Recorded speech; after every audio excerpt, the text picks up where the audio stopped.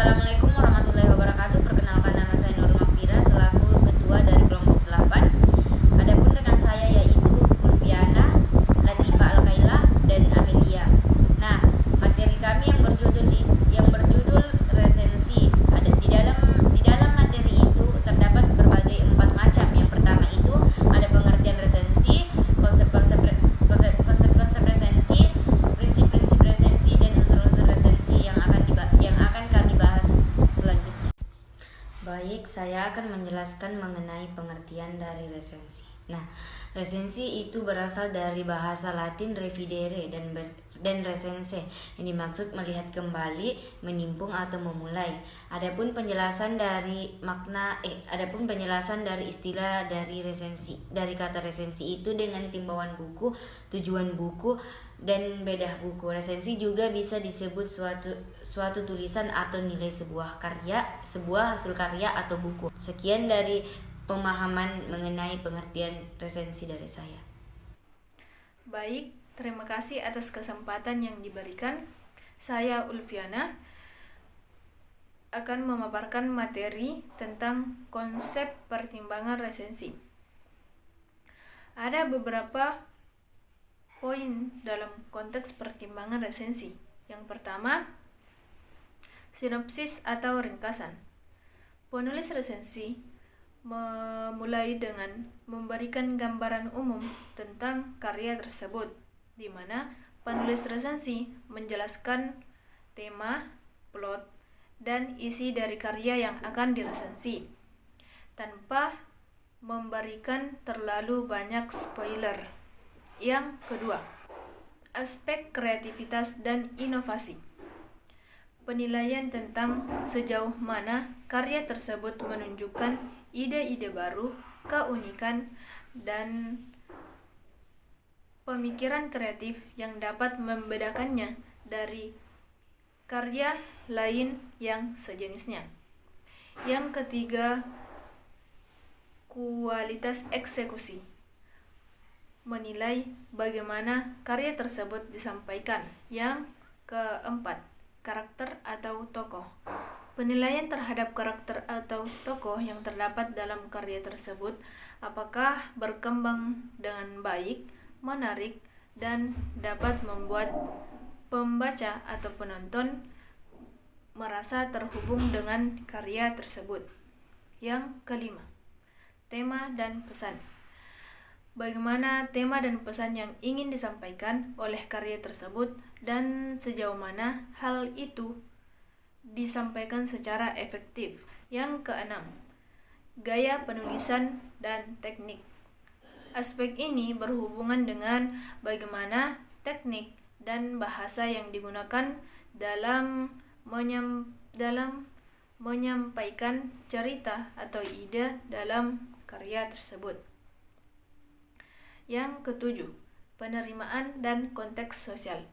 Seberapa baik karya ini diterima oleh audiens atau masyarakat, dan bagaimana karya ini berhubungan dengan konteks sosial, budaya, dan sejarah yang terjadi pada saat karya tersebut dirilis. Yang kedelapan, kelebihan dan kekurangan.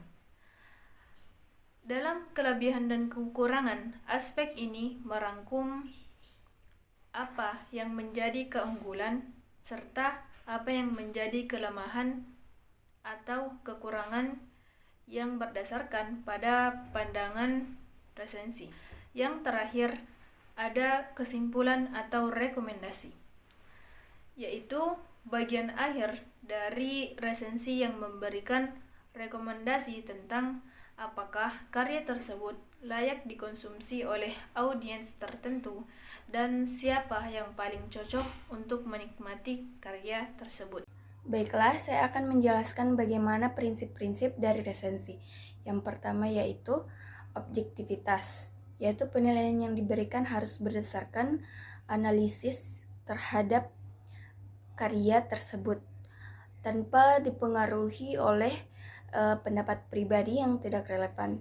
Yang kedua yaitu tidak hanya menonjolkan sisi negatif dan positif saja, tetapi juga harus memberikan gambaran yang seimbang tentang kelemahan dan kekuatan terhadap karya yang akan diulas.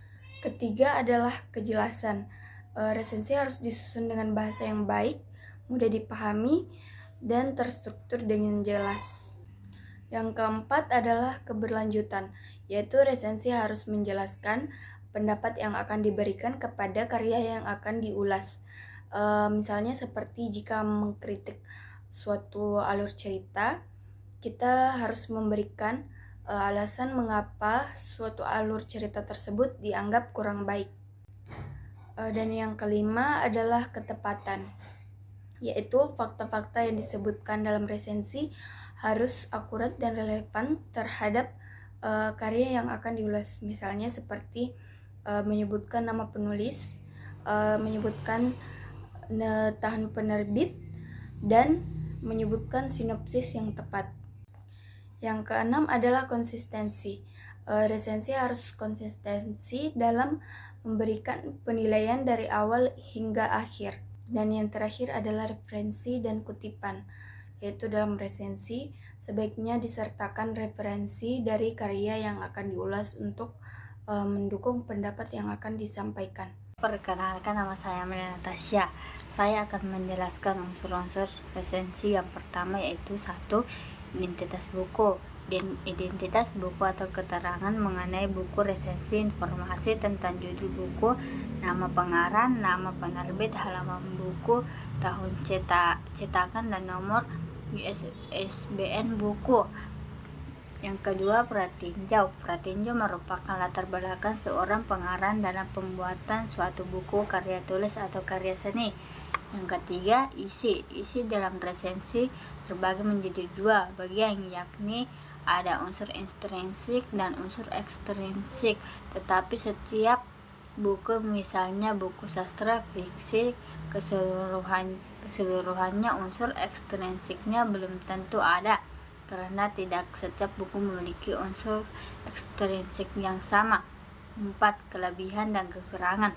Kelebihannya itu adalah setiap buku, karya tulis, atau karya seni memiliki kelebihan masing-masing. Oleh karena itu, penulis resensi hendak mengemukakan kelebihan dari berbagai segi aspek yang menarik dari buku, karya tulis, atau karya seni tersebut. Dan kekurangannya itu adalah setiap ada kelebihan pasti ada kekurangannya. Di balik kelebihan yang terdapat di buku, karya tulis, atau karya seni juga mempunyai kekurangan yang berbeda-beda. Misalnya dalam menyampaikan amanat kurang jelas, gaya penulisannya tidak sesuai dengan EYD, dan sebagainya. Yang kelima, kesimpulan atau sinopsis. Kesimpulan atau sinopsis merupakan ringkasan dari keseluruhan bacaan yang terdapat di dalam buku, karya seni, atau karya tulis. Kesimpulan atau sinopsis dapat berisi tentang garis besar atau inti cerita yang terkandung di dalamnya, sehingga membuat pembaca penasaran dan tertarik untuk membacanya.